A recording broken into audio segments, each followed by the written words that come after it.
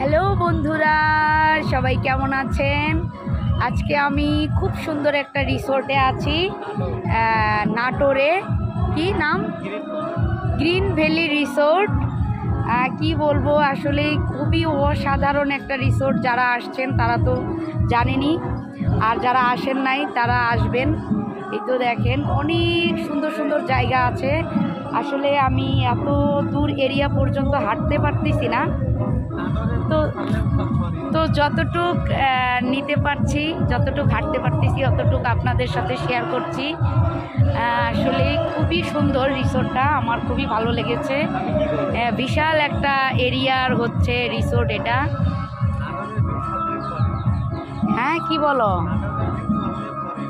কি পাশে এসে বলো? নাটোরের ভিউ